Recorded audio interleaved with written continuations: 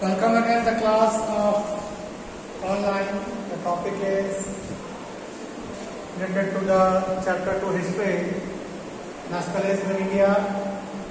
And the topics are the First World War, Khilafat, non-cooperation movement, idea of Satyagraha and the Rowlatt Act. Already all of us know about what is nationalism. Idea to feel proud on one's country, to feel the proud over the culture, tradition, customs, symbols of the country. And let us understand the nationalism in India. It's a story, the development of nationalism is related to the activities done against the British Empire for the freedom of our country. Let us start this topic. जैसा कि हम लोग nationalism in India जो कि history का second chapter है class 10 और उसके टॉपिक्स जो आज के हैं फर्स्ट वर्ल्ड वॉर, खिलाफत, non cooperation, idea of Satyagraha, Rowlatt act. अब नेशनलिज्म तो आप लोग जानते हैं, हम सभी लोग इसको पढ़ चुके हैं कि अपने देश पर गर्व करना, संस्कृति, परंपरा, देश के प्रतीक चिन्ह पर गर्व करना, यही राष्ट्रवाद है। भारत में राष्ट्रवाद तब आया जब भारत अंग्रेजों के अधीन था और अंग्रेजों से भारतीय क्षेत्रों को मुक्त कराने के लिए जो संघर्ष हुआ, कहीं ना कहीं उस संघर्ष में नेशनलिज्म, राष्ट्रवाद का योगदान। अब यहाँ जो कहानी है वो फर्स्ट वर्ल्ड वॉर से शुरू होती है। हालांकि पलासी की लड़ाई से अंग्रेजों का शासन शुरू हो गया था, तो आप जानते हैं। तो फर्स्ट वर्ल्ड वॉर जो कि 1914 में शुरू हुआ, 1918 में खत्म हुआ। इससे पहले वाले चैप्टर में हमने देखा कि कैसे disintegration of Balkan first world war का कारण बना। बाल्कन के अंदर आने वाले जो टेरिटरीज थे, एक एक करके अगर वो फ्री नहीं होते तो वर्ल्ड वॉर भी नहीं होता, क्योंकि उनको कैप्चर करने के लिए यूरोपीय पावर्स ने भी इनिशिएटिव किया, प्रयास शुरू किया और उसी वजह से जो है संघर्ष हुआ। तो फर्स्ट वर्ल्ड वॉर जो कि 1914 से 18 तक चला, कांग्रेस आईएनसी इसकी स्थापना 1985 में हुई थी। कांग्रेस के मेंबर ने फर्स्ट वर्ल्ड वॉर में ब्रिटिश का सपोर्ट किया, लेकिन वर्ल्ड वॉर के बाद जो है काफी चेंजेस इंडियन इकोनॉमी में देखा गया। डिफेंस एक्सपेंडिचर जो है वो बढ़ गया, कस्टम ड्यूटी को बढ़ा दिया गया, जो फूड ग्रेन्स थे उसके प्राइस बढ़ गए। 1913 से 1918 के बीच में डबल प्राइस हो गया।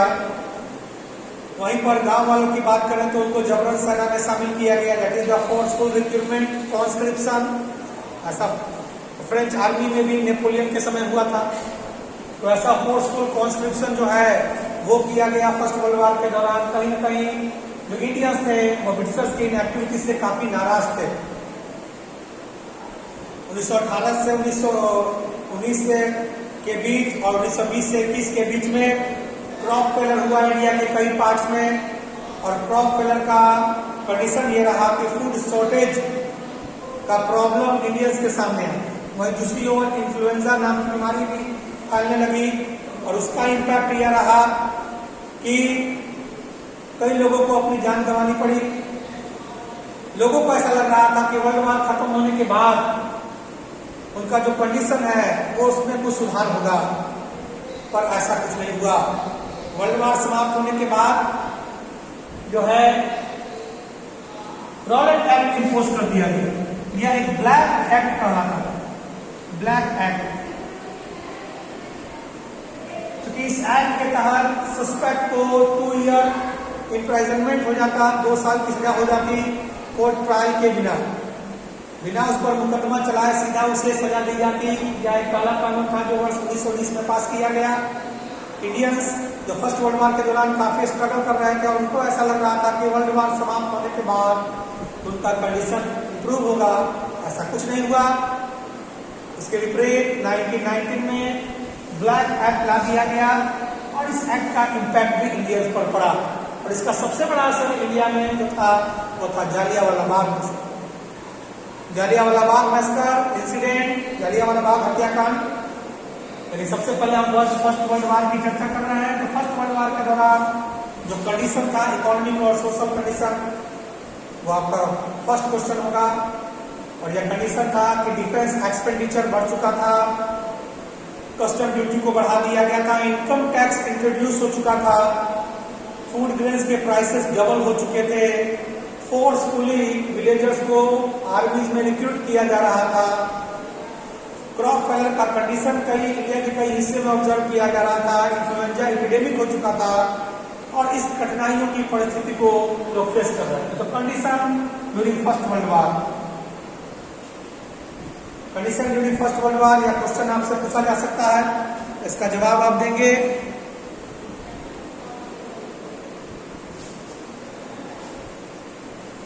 तो कंडीशन जो है फर्स्ट वर्ल्ड वार के दौरान इकोनॉमिक कंडीशन में कस्टम ड्यूटी बढ़ा दिया गया, इनकम टैक्स इंट्रोड्यूस किया गया, डिफेंस एक्सपेंडिचर बढ़ गया, लड़ाई का खर्चा बढ़ गया, तो उसका बोझ भी भारतीयों पर ही डाला गया, इसलिए इनकम टैक्स इंट्रोड्यूस हो गया, फसलों के दाम बढ़ गए, क्रॉप्स के दाम बढ़ गए, गांव वालों को जबरन सेना में शामिल किया गया, इन्फ्लुएंजा एपिडेमिक का असर भी पड़ा, क्रॉप फेलियर का कंडीशन भी लोगों को। और जब वर्ल्ड वार खत्म हुआ तो रॉयल एक्ट, जो ब्लैक एक्ट कहलाता है, उसे इम्पोज कर दिया। अब हम बात करते हैं खिलाफत प्रधान कॉर्पोरेशन की। हालांकि उससे पहले हम लोग आइडिया ऑफ सत्याग्रह की बात करें। सत्याग्रह विचार सत्य के साथ किया गया, यह गांधी जी का नोबेल मास मेथड था। ठीक है, सत्याग्रह गांधी जी का नोबेल मास मेथड मूवमेंट का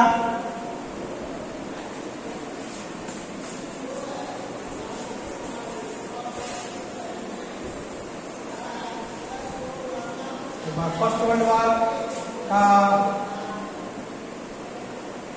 वर्ल्ड वार जो है, जो कि 1940 से 1980 तक चला,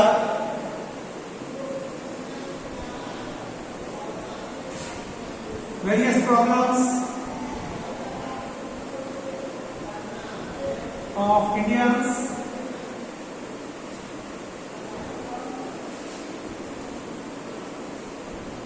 फर्स्ट वर्ल्ड वार के दौरान, जो कि 1914 से 1918 तक चला, कई प्रॉब्लम्स जो है वो देखे गए, सोशल और इकोनॉमिक कंडीशन पर इम्पैक्ट पड़ा। Defence expenditure, first point, defence expenditure, लड़ाई का जो खर्च था वो बढ़ गया।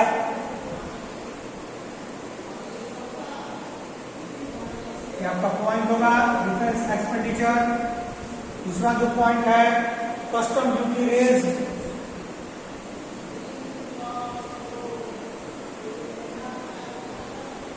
कस्टम ड्यूटी बढ़ा दिया गया, इनकम टैक्स इंट्रोड्यूस, टैक्स का एक नया सिस्टम लॉन्च कर दिया गया, वो था इनकम टैक्स। इसकी शुरुआत कर दी गई, इनकम के बेसिस पर टैक्स लिया जाना, जो आज भी लिया जाता है, इनकम टैक्स इंट्रोड्यूस कर दिया गया, कस्टम ड्यूटी बढ़ गया, इनकम टैक्स रिड्यूस हो गया। आपका नेक्स्ट पॉइंट क्या है, food grains were increased, prices of food grains were increase, prices जो थे वो बढ़ गए। और फोर्सफुल रिक्रूटमेंट,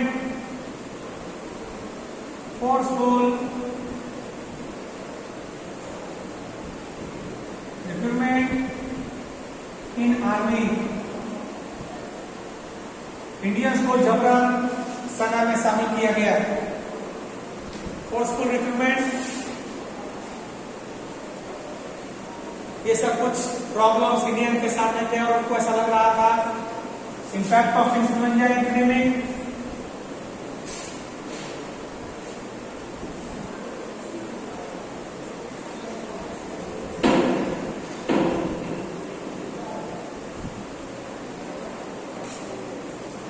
इन्फ्लुएंजा एपिडेमिक का इम्पैक्ट जो है वो भी देखा गया।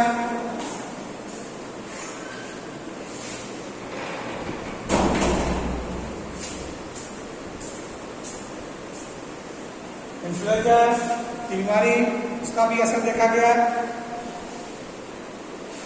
ये कुछ फर्स्ट वर्ल्ड वॉर के दौरान जो प्रॉब्लम्स थे, जो सोशल कंडीशन था, वो आपके सामने है। फर्स्ट वर्ल्ड वॉर के दौरान जो सोशल कंडीशन ऑफ इंडिया, ये आपका एक इम्पोर्टेंट क्वेश्चन है कि फर्स्ट वर्ल्ड वॉर के दौरान क्या सोशल और इकोनॉमिक कंडीशन था इंडिया का, या फिर इंडियंस का वेरियस प्रॉब्लम्स क्या था। तो डिफेंस एक्सपेंडिचर बढ़ गया, कस्टम ड्यूटी बढ़ा दिया गया, इनकम टैक्स को इंट्रोड्यूस किया गया, income tax was introduced, income tax was introduced, food grains के प्राइसेस बढ़ गए, डबल हो गए, विलेजर्स को फोर्सफुल रिक्रूटमेंट शुरू हो गया आर्मी में, और इस सब का असर जो है इंडियंस को फेस करना पड़ा। अब हम बात करेंगे 1915 में महात्मा गांधी साउथ अफ्रीका से भारत आए। अब भारत आने के बाद भारत के कंडीशन को उन्होंने देखा और उन्होंने जो है फैसला लिया कि वो इंडिया के लिए स्ट्रगल करेंगे, और उन्होंने एक नोवेल मास मेथड दिया मूवमेंट का, जिसका नाम था सत्याग्रह। सत्याग्रह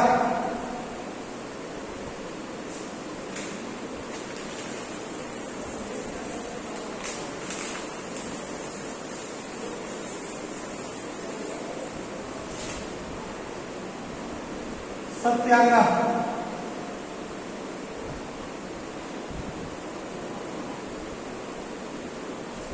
नोबेल मेथड है, मास मेथड। तो noble method of movement,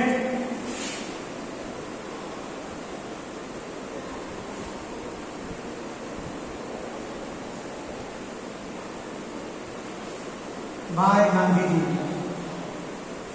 Gandhi ji जो हमारे देश के राष्ट्रपिता हैं, उन्होंने एक अनूठा, नोबेल में अनूठा तरीका दिया आंदोलन का।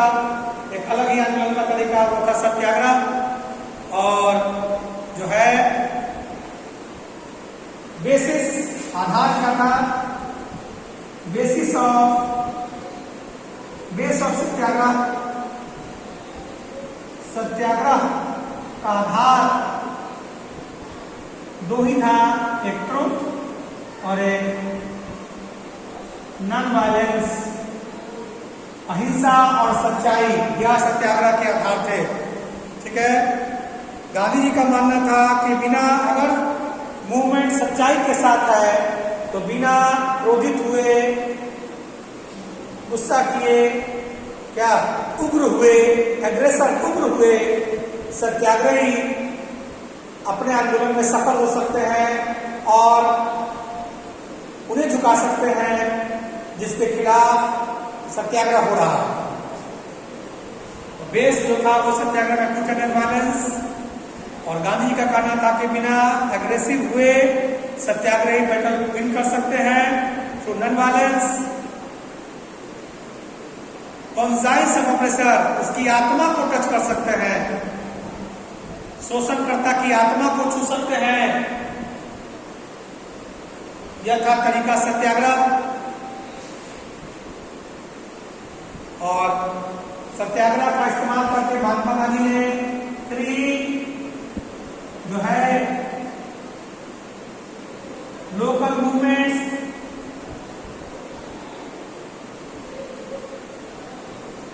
महात्मा गांधी ने किया पहला मूवमेंट इसी बिहार की धरती से, चंपारण सत्याग्रह। चंपारण सत्याग्रह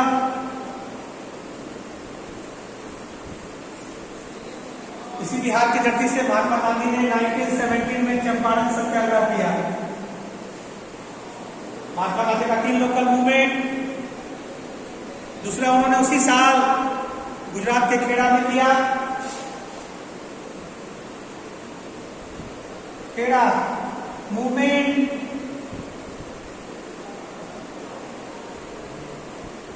और तीसरा गुजरात में ही उन्होंने अहमदाबाद में किया, अहमदाबाद।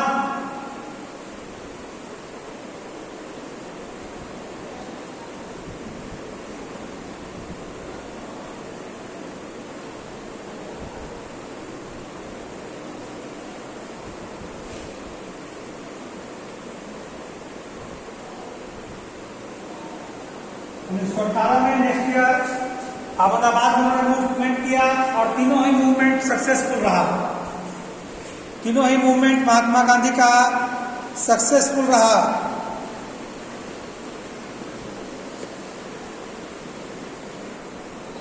महात्मा गांधी का तीनों ही मूवमेंट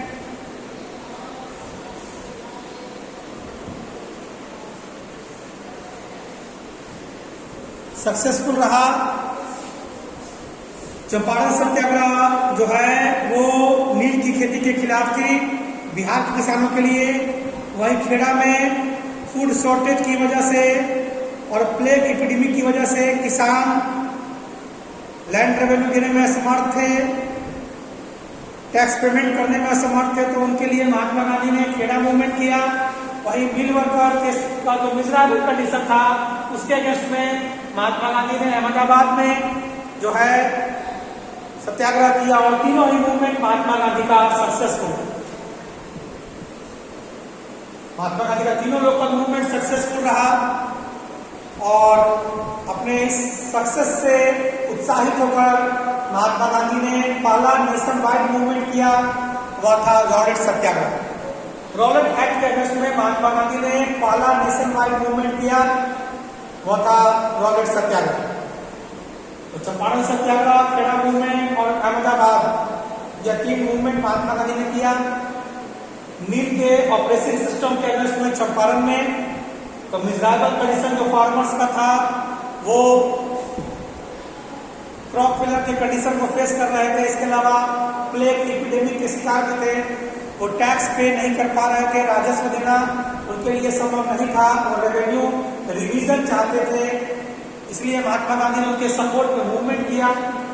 वहीं अहमदाबाद में महात्मा गांधी ने मिल वर्कर्स के सपोर्ट में मूवमेंट किया जिनका कंडीशन काफी मिलता था, विदेश कम थे, वर्किंग आवर ज्यादा था, एक्सप्लॉइटेशन था। तो इसके अगेंस्ट में महात्मा गांधी ने जो है मूवमेंट किया, वो क्या था, अहमदाबाद। तो ये तीन मूवमेंट आप याद रखेंगे लोकल बेसिस का, चंपारण, खेड़ा और अहमदाबाद, दो गुजरात में और एक बिहार में। बिहार की इस पावन धरती से ही महात्मा गांधी ने अपना पहला मूवमेंट किया था जो सक्सेसफुल रहा, चंपारण सत्याग्रह। और अपने इसी तीनों मूवमेंट से सफल होकर महात्मा गांधी ने अपना पहला नेशन वाइड मूवमेंट किया, रॉलेट सत्याग्रह। रॉलेट सत्याग्रह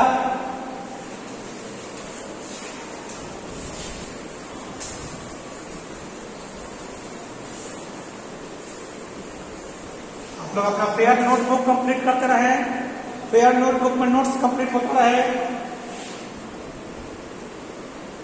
तो पहले हम बात करेंगे रॉलेट एक्ट 1990, इसको हम ब्लैक एक्ट भी कहते हैं, क्योंकि इस एक्ट का इंपीरियल लेजिस्लेटिव असेंबली में काफी विरोध हुआ था, उसके बाद भी इस एक्ट को पास कर लिया गया था। इंपीरियल लेजिस्लेटिव असेंबली में इस एक्ट का इंडियंस ने विरोध किया था, फिर भी इस एक्ट को पास किया था। ठीक है, This act provided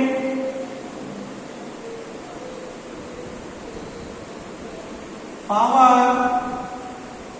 to limit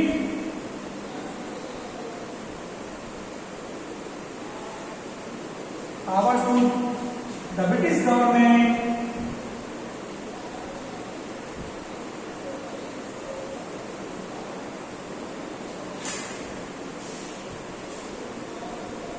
to control and limit political action.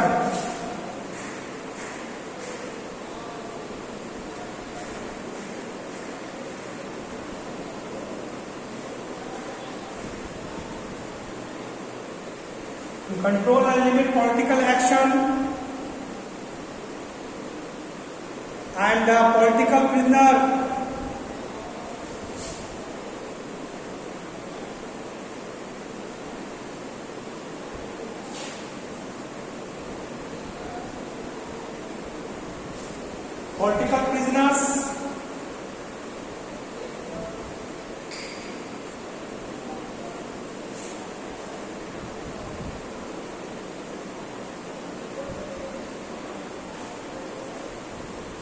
political prisoners could be detained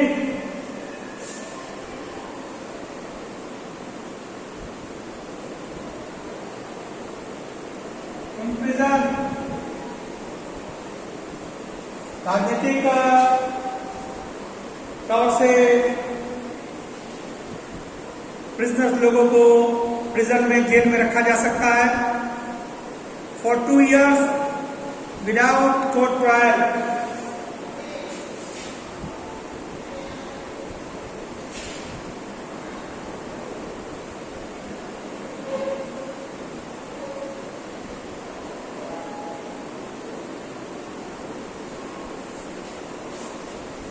राजनीतिक के लोगों को जेल बंद किया जा सकता है 2 साल के लिए बिना मुकदमा चलाए।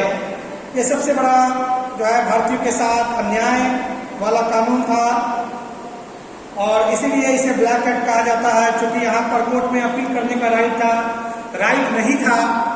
सरकार किसी को भी गिरफ्तार करती और उसे जेल में डाल देती 2 साल की सजा के लिए। पुलिस को पावर मिल चुका था, कोर्ट का इंपॉर्टेंस आम पब्लिक के लिए नहीं था। इस एक्ट के द्वारा वो अपील नहीं कर सकते थे और इस एक्ट के द्वारा ब्रिटिश गवर्नमेंट इंडियन मूवमेंट को कंट्रोल करना चाहती थी, जो कि वर्ल्ड वॉर के बाद होने वाला था फॉर द इंडिया फ्रीडम।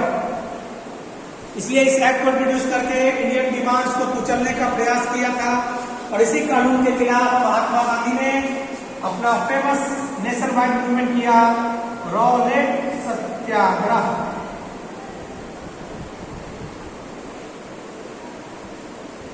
हड़ताल के साथ रॉलेट सत्याग्रह शुरू हुआ। इस काले कानून के खिलाफ महात्मा गांधी ने रॉलेट सत्याग्रह किया। भाई गांधी जी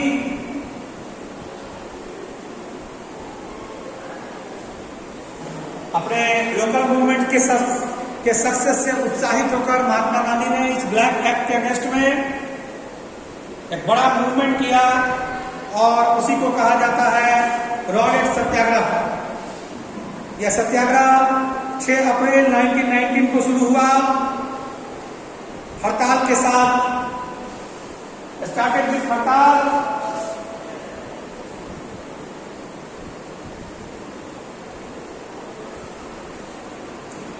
ऑन 6 अप्रैल 1919, 6 अप्रैल 1919 को हड़ताल के साथ यह सत्याग्रह शुरू हुआ।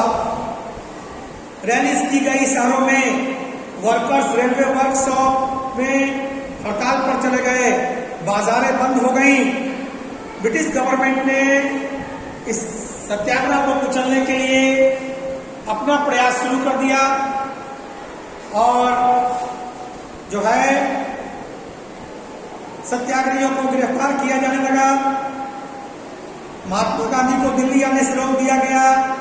लोकल लीडर्स को अमृतसर से गिरफ्तार कर लिया गया। 10 अप्रैल 1919 को पुलिस ने अमृतसर पर शांतिपूर्ण सभा पर गोलियां चलाई और मार्शियल लॉ इंपोज हो गया और अमृतसर में जनरल डायर ने कमांड अपने हाथ में लिया, क्योंकि महात्मा गांधी ने रॉलेट सत्याग्रह शुरू कर दिया। 6 अप्रैल के साथ यह सत्याग्रह शुरू हो गया। रेलवे वर्कशॉप में हड़ताल हो गए, शॉप्स बंद कर दिए गए, रैलियां होने लगी। सरकार को यह डर था कि कहीं टेलीग्राफ और रेलवे लाइन्स डैमेज न किए जाए, इसलिए सत्याग्रहियों को गिरफ्तार किया जाने लगा। महात्मा गांधी को दिल्ली आने से रोक दिया गया। 10 अप्रैल 1919 को अमृतसर में एक शांतिपूर्ण सभा पर गोलियां चली, लोग उग्र हो गए। मार्शियल लॉ इंपोज हो गया, यानी अब कॉमन प्लेसेस पर भीड़ नहीं लगानी है, लोग एक साथ खड़े नहीं हो सकते। अमृतसर के जनरल डायर ने कमांड अपने हाथ में लिया। 13 अप्रैल 1919 को बैसाखी का मेला था। जालियांवाला बाग में लोग इकट्ठा हो गए, क्योंकि बहुत सारे लोग गांव से आए थे, आउटसाइडर थे, उनको मार्शियल लॉ का पता नहीं था कि इस लॉ के अनुसार आप एक जगह भीड़ नहीं लगानी। जनरल डायर को जब पता चला तो उसने जालियांवाला बाग के एंट्री एग्जिट, जो कि एक ही गेट था, उसे लॉक करवा दिया और निहत्थे लोगों पर गोलियां चलवाई। सैकड़ों लोग उसमें मारे गए, कई चोटिल हुए। एक भीषण नरसंहार जालियांवाला बाग में हुआ। जालियांवाला इंसिडेंट। आज भी वो पार्क और आज भी वो यादें हैं, वहां पर वो गोलियों के निशान उन पार्क के दीवारों पर है। आज भी उसे महसूस किया जाता उस घटना को कि मेला था, बच्चे बूढ़े जवान महिलाएं सब थी और सब पर गोलियां चली थी। नरसंहार किया था। और जब जनरल डायर से पूछा गया था, जनरल डायर ने केवल कहा था कि वो सत्याग्रहियों के दिमाग में कानून तोड़ने के प्रति डर डालना चाहते थे। ऐसा क्रूर था वो अधिकारी। तो उधम सिंह ने 1940 में बदला लिया, उसी की सभा में उसकी हत्या की। लॉरेंस सत्याग्रह से जुड़ा हुआ है जलियांवाला बाग बहिष्कार जो 13 अप्रैल को हुआ।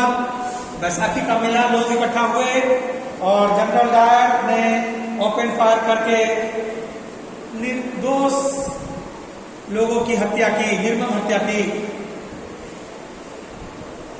आज के लिए इतना ही। कल हम लोग फिर से रॉलेट सत्याग्रह पर डिस्कशन करेंगे, स्टार्ट करेंगे रॉलेट सत्याग्रह से। आज आप लोग नोट्स पूरा प्रिपेयर कर लीजिए हिस्ट्री के नोटबुक में, और चैप्टर 3 जो ज्योग्राफी है वो भी आप कंप्लीट कर लेंगे। वाटर रिसोर्सेस का नोट्स पूरा कंप्लीट करेंगे, क्वेश्चन आंसर कंप्लीट करते रहेंगे। Okay, have a nice day.